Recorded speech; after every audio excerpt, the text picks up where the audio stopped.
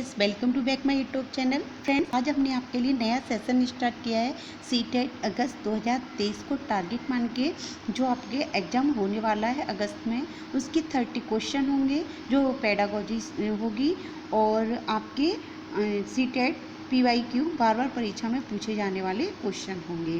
तो आपका ये practice set first paper and second paper दोनों के लिए एलिजिबल होगा। और ये आपके जैसे टेट हुआ, सीटेट हुआ, RTET हुआ, सुपर टेट हुआ, कोई भी एग्ज़ाम ऑल टीचिंग होगा उससे आपके लिए काफ़ी हेल्पफुल मिलेगी। ओके, आप लोगों से यही कहना चाहेंगे कि आप लोग पहली बार आए तो चैनल को सब्सक्राइब कर लीजिएगा और लाइक कीजिएगा और ज़्यादा से ज़्यादा शेयर कीजिएगा। जैसे एक लोग पर्सन देख रहे हैं तो कम से कम 5 लोगों को शेयर कीजिएगा अपने स्टडी ग्रुप में और उसमें, क्योंकि आपके लिए काफ़ी बेनिफिट होगा और इंटरेस्टेड भी होगा, क्योंकि आप लोग जो क्वेश्चन आए वो कमेंट्स बॉक्स में कमेंट्स कीजिएगा। चलो स्टार्ट करते हैं। उससे पहले मैं आपको थोड़ा मोटिवेशन करना चाहूँगी। तो कहीं जीत बाकी है, कहीं हार बाकी है, अभी तो ज़िंदगी का सार बाकी है, यहाँ से चले हैं नई मंजिल के लिए, ये तो एक पन्ना था, अभी तो पूरी किताब बाकी है।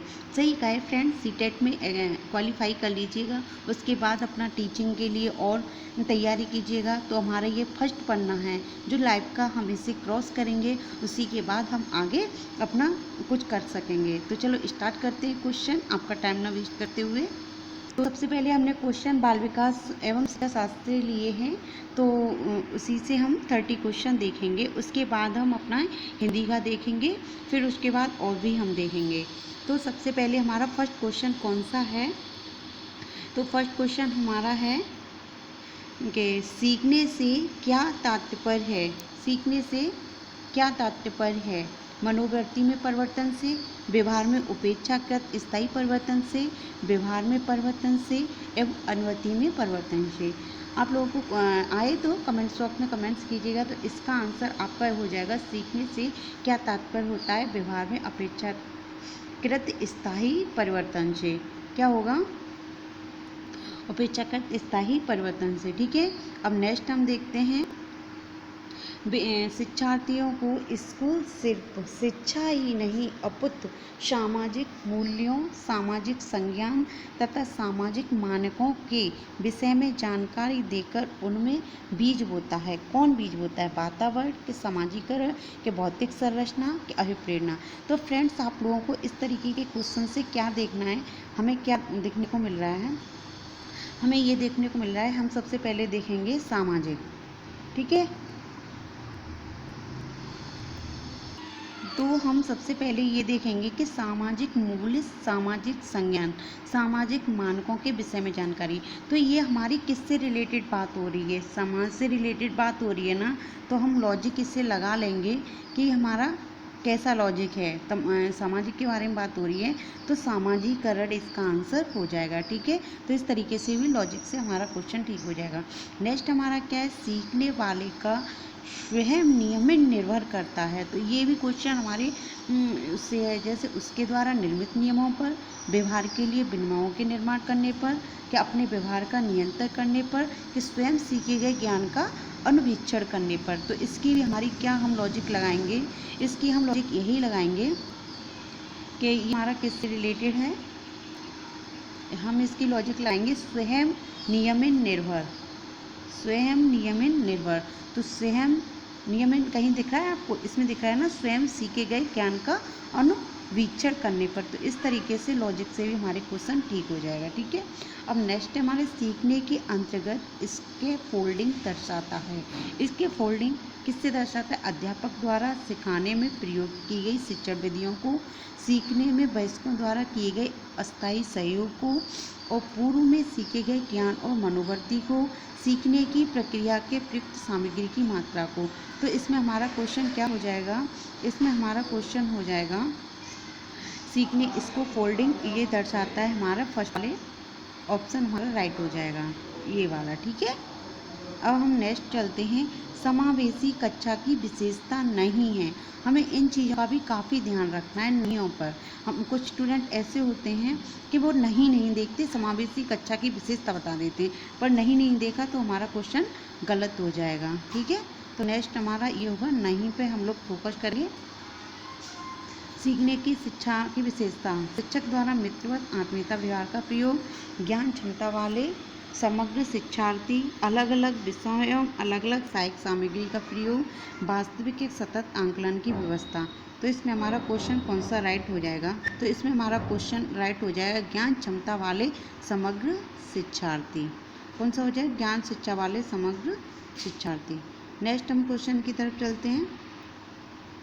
किसी परीक्षण की वह भेदता जिसके माध्यम से शिक्षार्थियों में सैद्धांतिक गुणों को मापा जाता है कहलाता है। समवर्ती भेदता, भविष्यवादी भेदता, रचनात्मक भेदता कि अभिसारी भेदता। किसी परीक्षण की भेदता जिसके माध्यम से सैद्धांतिक गुणों को मापता है, तो इसमें हमारा क्वेश्चन राइट हो जाएगा अभिसारी भेदता। अब हमको ये बताएं अभिसारी भेदता और अभिसारी और अपसारी में क्या है? तो अभिसारी किसी चीज़ को फैलाना, तो वो और अपसारी किसी चीज़ को संकुचित करना। इस तरीके से हमारा ये हो जाएगा। नेक्स्ट हमारे है जीन पियाजे द्वारा प्रतिपादित संज्ञानात्मक विकास सिद्धांत की किस अवस्था में बालक वस्तुओं को पहचानने का प्रयास करने लगता है? संवेदी प्रेरक अवस्था में, पूर्व सक्रियात्मक अवस्था में, औपचारिक सक्रियात्मक अवस्था में, अमूर्त सक्रियात्मक अवस्था में। तो जीन पियाजे द्वारा संज्ञानात्मक विकास का सिद्धांत किस अवस्था में होता है? तो सबसे पहले जीन पियाजे की क्या अवस्था है? आप लोगों को पता होगा कि जीन पियाजे की कितनी अवस्थाएं। तो जीन पियाजे की 4 अवस्थाएं बताई गई हैं। कौन कौन सी? सबसे पहली अवस्था कौन सी है जीन पियाजे की? तो जीन पियाजे की 4 अवस्थाएं होती हैं। कौन कौन सी होती हैं? फर्स्ट अवस्था हमारी कौन सी होगी? हमारी फर्स्ट अवस्था होगी संवेदी प्रेरक अवस्था। संवेदी प्रेरक अवस्था कितने से 0 से 2 वर्ष के लिए होती है संवेदी प्रेरक अवस्था। फिर नेक्स्ट हमारी होगी अमूर्त पूर्व सक्रियात्मक अवस्था। पूर्व सक्रियात्मक अवस्था हमारी होगी 2 से 7 वर्ष के लिए। फिर हमारी होगी अमूर्त सक्रियात्मक अवस्था 7 से 11 वर्ष के लिए। फिर हमारी नेक्स्ट हो गई कौन सी? फिर फोर्थ हमारी बची है, वो होगी हमारी औपचारिक सक्रियात्मक अवस्था। ये हमारी होगी 12 वर्ष के ऊपर वाले बच्चों के लिए। फ्रेंड्स, तो आप लोगों को ये जीन पियाजे का संज्ञानात्मक विकास अच्छी तरीके से समझ में आ गया होगा। और चलते हैं नेक्स्ट क्वेश्चन की तरफ। हमारा नेक्स्ट क्वेश्चन कौन सा है कि जब बालक स्कूल जाने के लिए रोज की तरह, इसका मैंने आंसर आप लोगों को बता दिया कि नहीं बताया? अरे हाँ, इसका आंसर नहीं शायद बताया। तो इसका आंसर हमारा कौन सा हो जाएगा? इसका आंसर हमारा हो जाएगा फर्स्ट वाला। ठीक है फ्रेंड्स, इसका आंसर हमारा कौन सा हो जाएगा? फर्स्ट वाला, संवेदी प्रेरक अवस्था। कहाँ से कहाँ तक थी? 0 से 2 वर्ष के लिए। ठीक है, अब नेक्स्ट हम क्वेश्चन की तरफ चलते हैं। नेक्स्ट क्वेश्चन हमारा है, जब बालक स्कूल जाने के लिए रोज की तरह स्कूल ड्रेस, जूता आदि पहनता है, किताबें लेता है, तब वो व्यवहारों के ये सभी संगठित क्रम क्या कहे जाते हैं? मानसिक सक्रिया के विकेंद्रीकरण के स्कीम्स की स्कीमा। तो ये आपका आंसर कौन सा हो जाएगा? तो हमारा ये थर्ड वाला क्वेश्चन राइट हो जाएगा, ऑप्शन कौन सा वाला? स्कीम्स। आप लोग इसमें स्कीमा एम स्कीम्स हैं, थोड़ा कन्फ्यूजन होंगे पर, लेकिन इसका आंसर हमारा स्कीम्स ही होगा। ओके, थर्ड वाला। नेक्स्ट हम चलते हैं, निम्न में से वह कथन जो शिक्षार्थियों में सृजनात्मकता का पोषण कराता है, क्या? प्रत्येक शिक्षार्थी की अंतर्जात प्रतिभा का पोषण करने पर प्रश्न करने की अवसर उपलब्ध कराना, विद्यालय जीवन के प्रारंभ से उपलब्धि के लक्ष्यों पर बल देना, परीक्षा के अच्छे अंकों के लिए विद्यार्थी की कोचिंग करना, और अच्छी शिक्षा के व्यवहारिक मूल्यों के लिए विद्यार्थी का शिक्षण। तो निम्न में से कथन जो विद्यार्थी को सृजनात्मकता के पोषण करता है, क्रिएटिविटी लाता है। क्रिएटिविटी कौन लाता है बच्चा? इसमें क्रिएटिविटी लाता है, हमारा आंसर सही हो जाएगा फर्स्ट वाला, कि प्रत्येक शिक्षार्थी को अंतर्जात प्रतियोगिताओं का पोषण करने, प्रश्न करने के अवसर उपलब्ध कराए जाते हैं। तो ये हमारा फर्स्ट वाला करेक्ट हो जाएगा। ठीक है, तो ये कितना मोटा फॉन्ट हो गया, चल कोई नहीं। नेक्स्ट हम देखते हैं, भाषा अच्छे गुणों से संपन्न तथा सफल मानी जाती है यदि इसमें विचारों और धारणाओं के संचार की गुंजाइश हो, यह नए विचार और संभावनाएं उत्पन्न करने में सक्षम हो, ये बदलते वातावरण में किसी के अनुकूल को बढ़ाए, यह शब्दों के उच्चारण उन्हें वाक्यों में उपयोग करने के लिए नियमावली प्रदान करे। तो भाषा अच्छे गुणों से संपन्न तथा सफल मानी जाती है।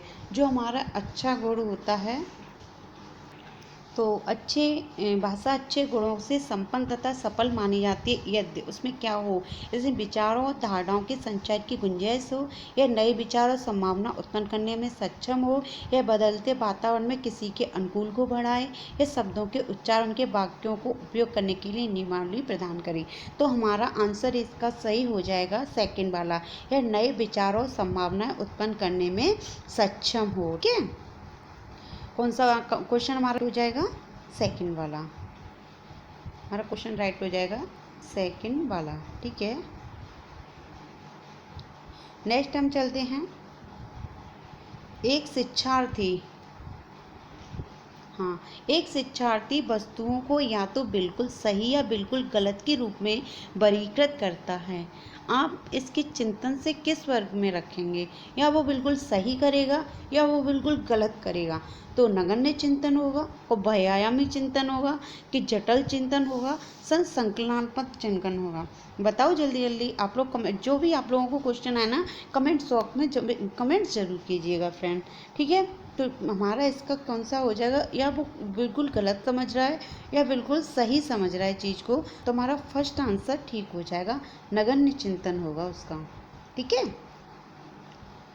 फर्स्ट वाला हो जाएगा। नेक्स्ट है, एक परीक्षण में बहुत सारे लोगों से केवल विषम संख्या के प्रश्नों के जवाब देने को कहा गया कि बाद में उनसे केवल सम संख्या वाले प्रश्न कहा गया।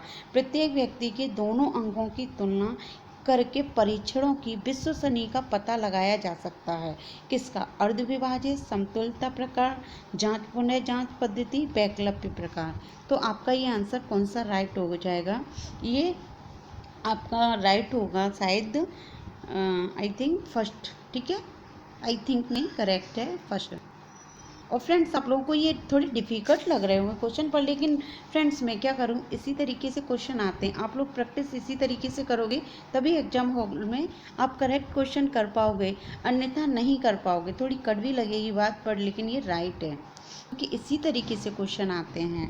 और आप लोग देख लीजिएगा, अगर मैं झूठ बोल रही हूँ ना, तो परीक्षा हॉल में आप बैठोगे तब पता चल जाएगा किस तरीके से क्वेश्चन आते हैं। ठीक है, जब शिक्षक शिक्षार्थी से पूछता है कि क्या वो अपने माता पिता से झूठ बोलता है, तो शिक्षक द्वारा पूछा गया प्रश्न कौन सा है, नियंत्रित है कि आलोचनात्मक है कि छलात्मक है कि अप्रासंगिक है।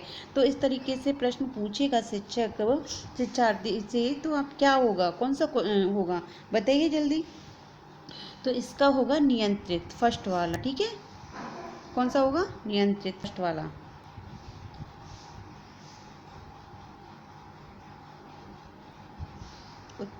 ऐसे ठीक है, हो गया जी, फर्स्ट होगा ना,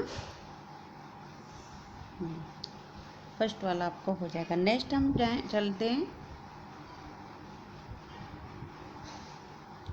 पाठ्य पुस्तकों के विषय में कौन सा कथन अनुचित होगा। पाठ्य पुस्तकों की सहायता से निश्चित समय से विभिन्न विषयों का ज्ञान प्राप्त किया जा सकता है। पाठ्य पुस्तकों की सहायता से विद्यार्थी कक्षा में सुनी हुई बातों को घर पर समझ सकता है, पुनरावृत्ति कार्य आसानी से करता है। पाठ्य पुस्तकों से प्राप्त ज्ञान पूर्ण रूप से व्यवहारिक होता है, अतः इसकी अत्यधिक उपयोगिता है। और नेक्स्ट हमारा होगा कि पाठ्य पुस्तकों के प्रिय विद्यार्थी रटने की प्रवृत्ति को बढ़ाता है। तो बताइए इसमें आपका कौन सा अनुचित पूछ रहा है ना, तो आपका अनुचित कौन सा हो जाएगा, आपका अनुचित हो जाएगा थर्ड वाला के पाठ्य पुस्तकों से प्राप्त ज्ञान पूर्ण रूप से व्यवहारिक होता है, इसकी अत्यधिक उपयोगिता है। ठीक है, कौन सा हो जाएगा, थर्ड वाला। तो फ्रेंड्स आज हमें लगा है कि हम 50 ही क्वेश्चन ही कर पाएंगे। नेक्स्ट सेशन में हम अपने 30 क्वेश्चन कंप्लीट करेंगे, 50 और करेंगे। उसके बाद हम नया सेशन लेंगे। कौन सा लेंगे, हिंदी लें, संस्कृत लें, कुछ क्या लें, जो आप लोग अपने कमेंट्स बॉक्स में बताइएगा कि कौन सा हम लें। तो फ्रेंड्स अभी हमारे इतने ही क्वेश्चन हो पा रहे हैं क्योंकि टाइम ज़्यादा है और आप लोग फिर ज़्यादा ज्वाइंट हो जाइएगा, तब हम लोग थोड़ी इंटरेस्ट के साथ क्लास लेंगे। धन्यवाद फ्रेंड्स। आप लोगों को कैसी क्लास लगी तो आप लोग लाइक ज़रूर कीजिएगा, बताइएगा कमेंट्स बॉक्स में। और भी क्लास को थोड़ा इम्प्रूवमेंट करने के लिए हो तो हम इसे करेंगे। आप लोग कमेंट्स बॉक्स में कमेंट्स कीजिएगा। धन्यवाद।